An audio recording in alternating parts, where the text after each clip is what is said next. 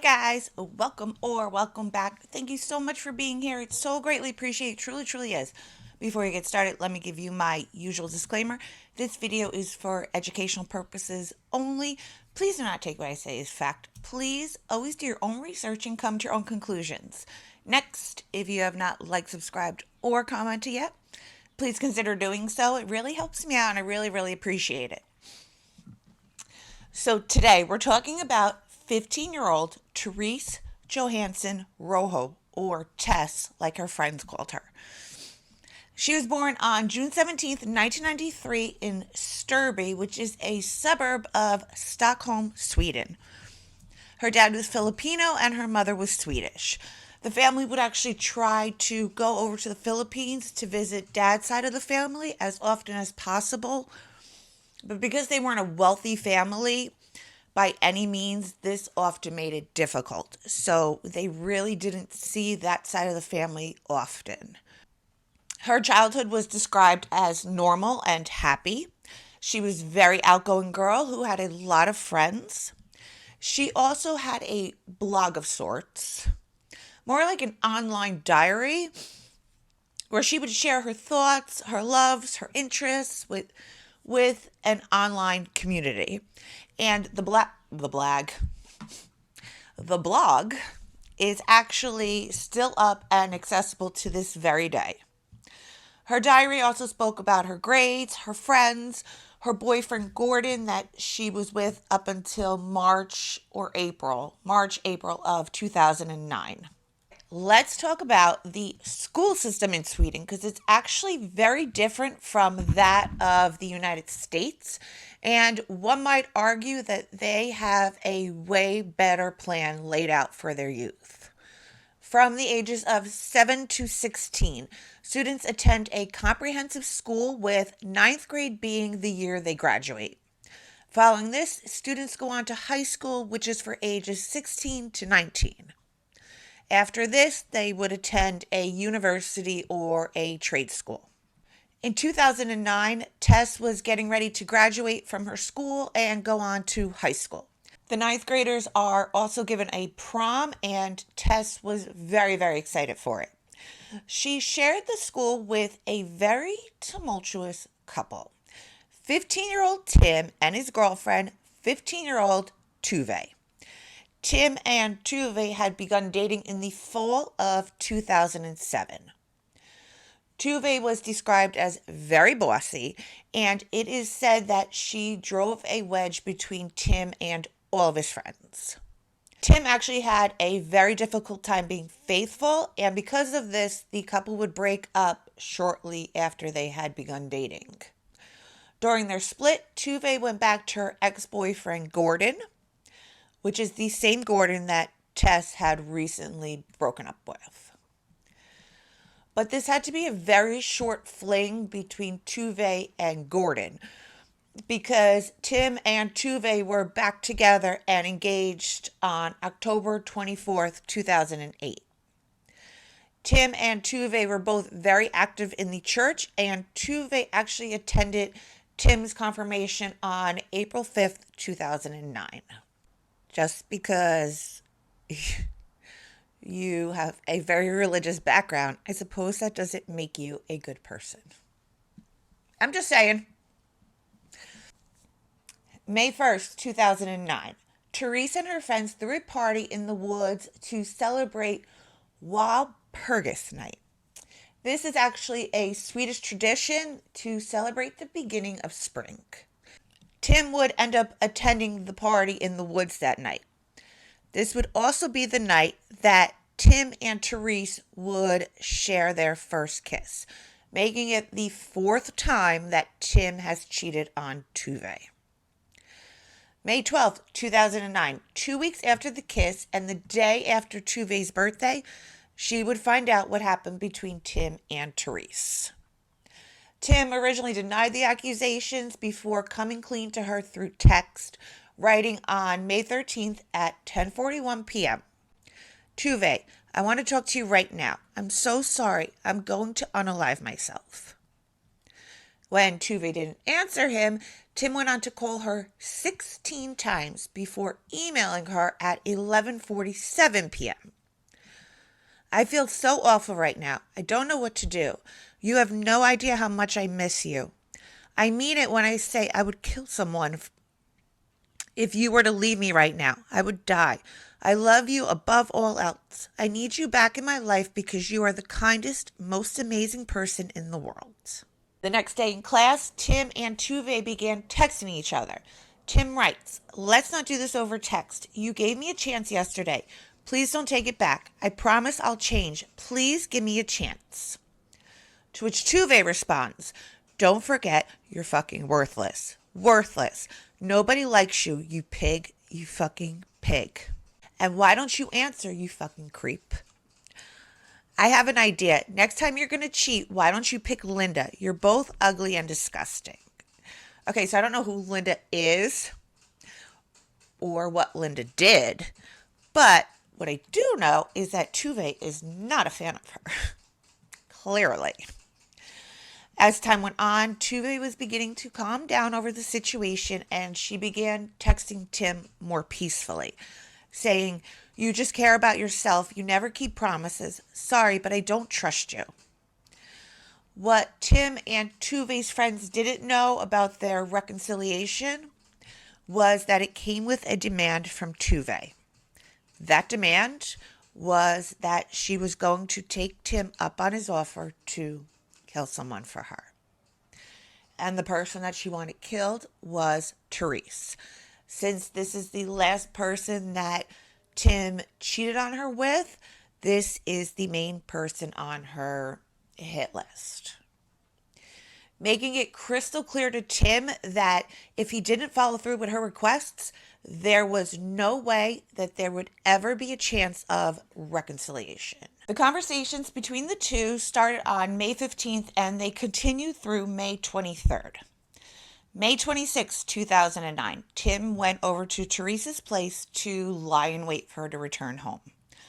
While there, he texted Tuve, "I'm panicking. Please just answer me, and I'll stay until she gets here. I can't do it otherwise." After Tuve failed to answer his 9 phone calls, Tim decided to go back home.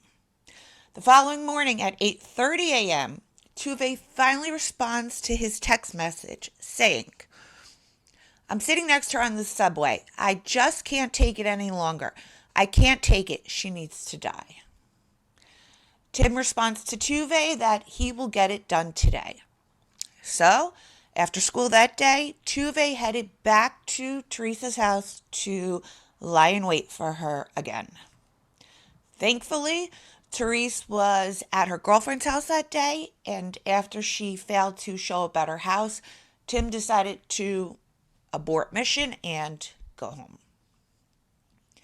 During this time, Therese went about her life without a clue that these two scumsuckers have already tried to take her out, not once, but twice.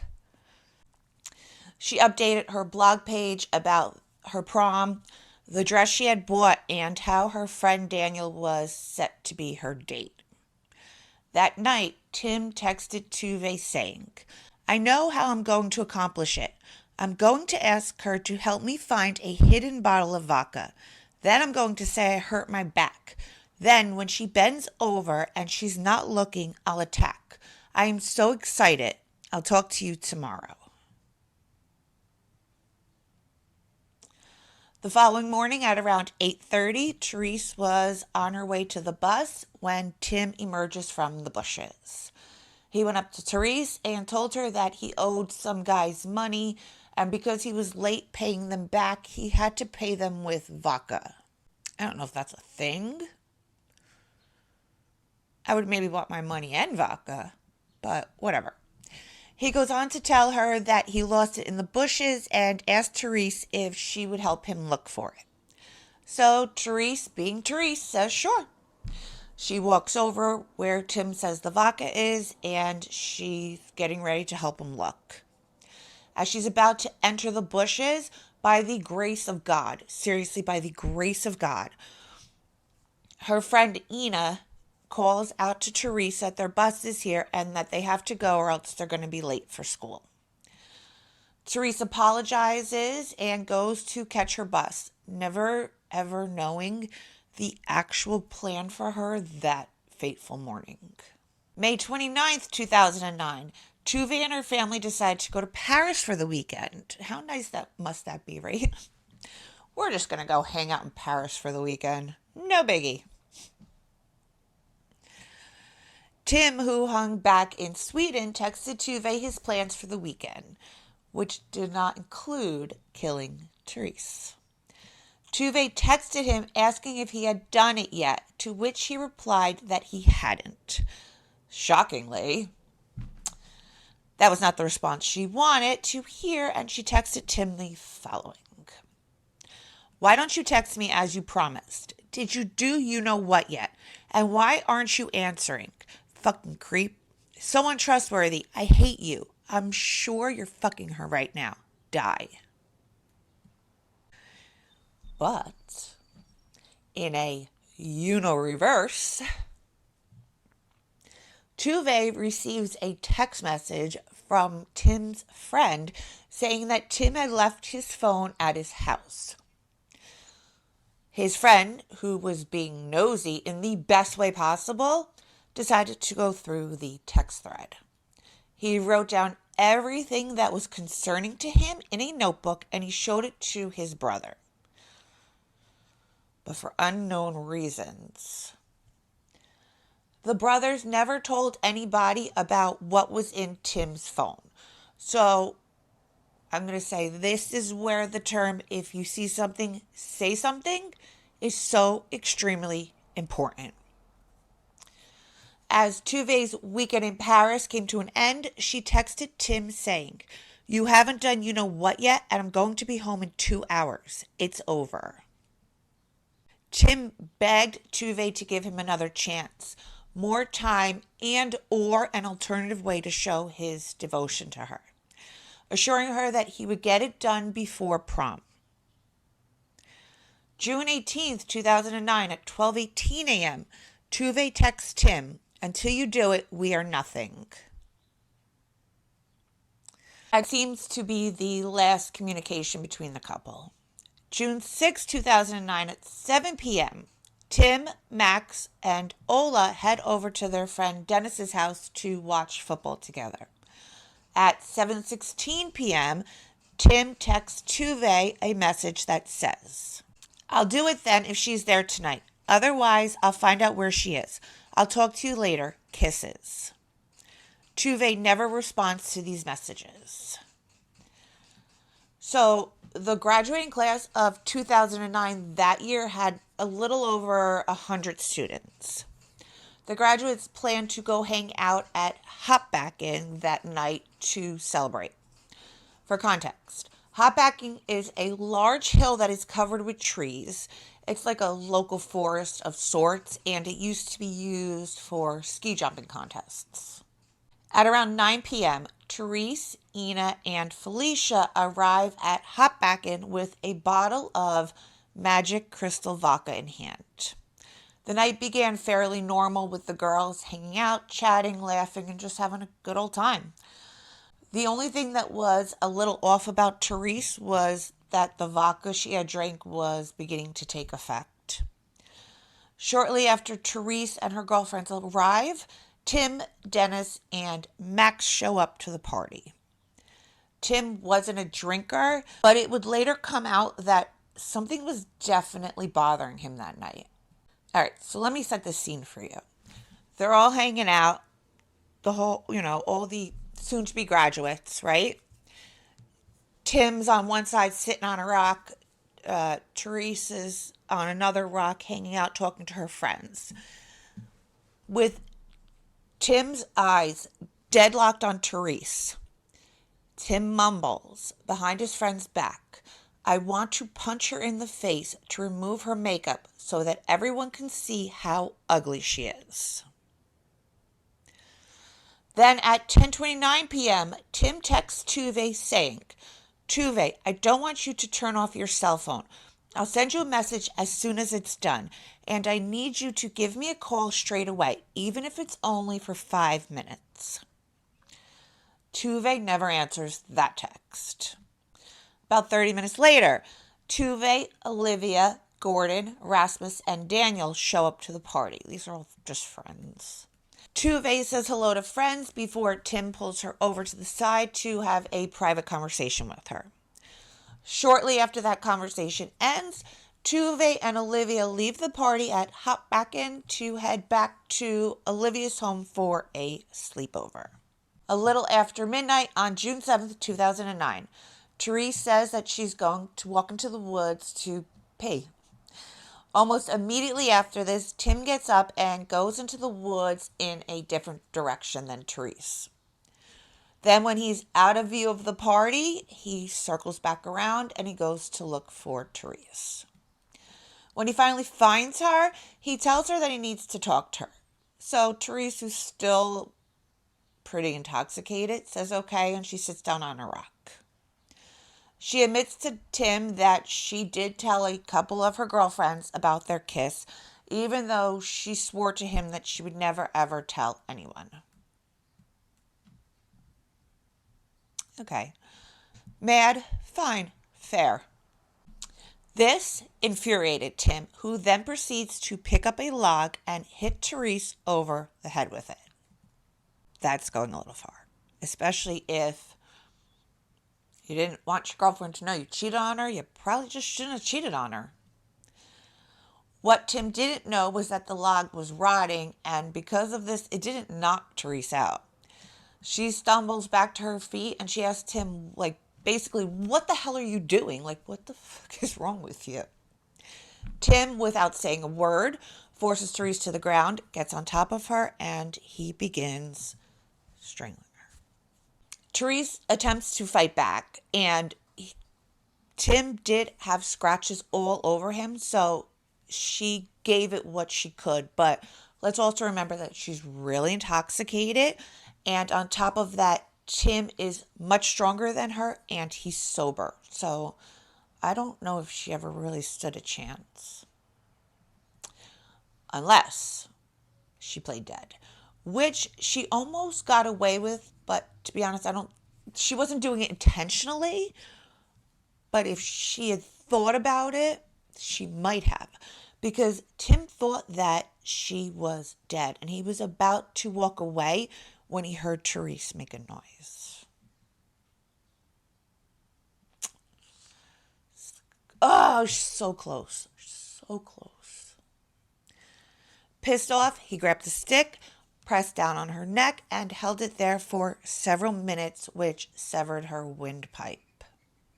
He then kicked her in the stomach twice to assure her that she was dead. Once satisfied, he got up and he walked away. Meanwhile, back at the party, Therese's friends are looking for her, wondering, what the hell is taking so long? I thought you were just going to pee. Ina and Therese had planned to have a sleepover at her house that night, and Ina's mother was there to pick up the girls and bring them home. Her friends began calling and texting people that she knew, including Tim and Tuve, asking them if they had seen her or if they had heard from her. They searched the woods for approximately 45 minutes, calling her name, but there's no answer. They decided to search just another 10 minutes before giving in and deciding to call police to report her missing. It was during this time that they would stumble across Therese's body in the woods. They began screaming frantically, and everybody came running. Ina's mother began to perform CPR while they were waiting for paramedics to arrive, and then once paramedics arrived on the scene, they began performing life-saving measures, but once Therese got to the hospital, she was pronounced dead.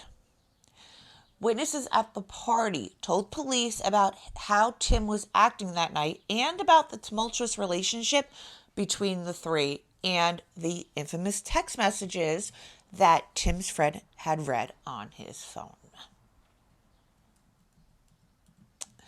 So, the following morning, June 7th, 2009 at 6:15 a.m., Tim would be arrested at his house.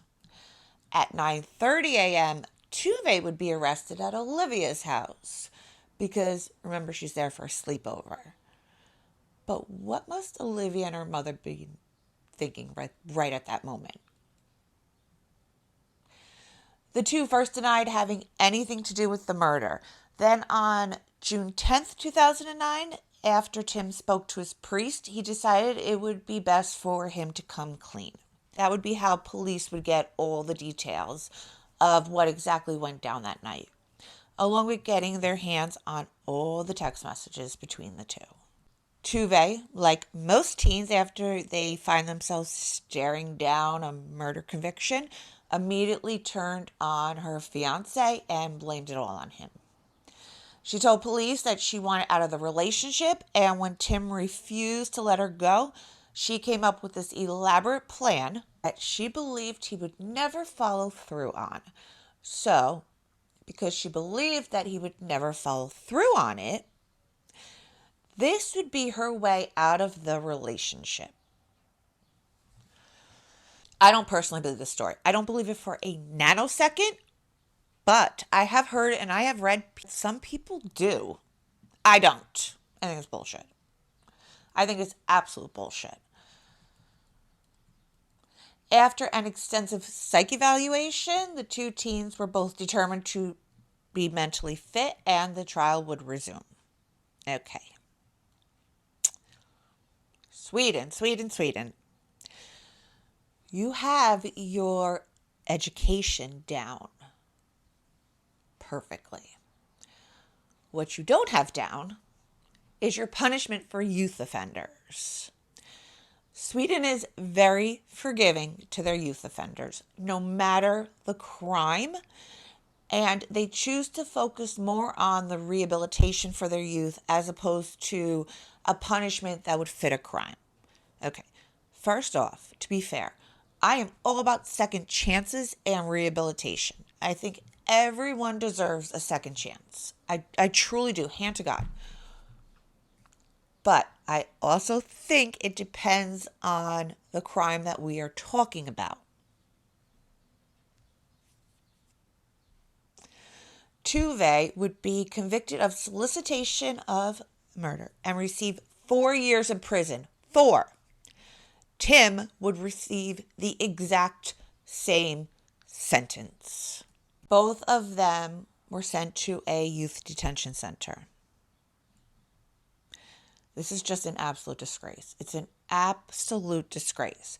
But just to rub more salt in the wounds of Therese's family, the teens would only end up serving 18 months.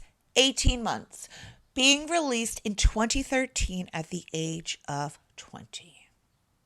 It's a disgusting shame. It's absolutely gross. And what you basically did was you allowed two teens to get away with murder. And you should be ashamed of yourselves. To the family of Therese Rojo, I can't even imagine your loss and your pain. I'm so incredibly sorry that this justice system failed you and your beautiful daughter. Please keep this family in your thoughts and prayers. I know it was a long time ago, but I don't think it's something they're ever going to get over. All right, guys, if you're still here, thank you. I love you, and I appreciate you so very much. Please like, subscribe, and comment if you haven't yet and you feel so inclined to do so. If you have case suggestions, please email me, harding527@yahoo.com. I know some of you already did, and I have your email saved, and I really appreciate that. Thank you. And until next time, stay safe out there.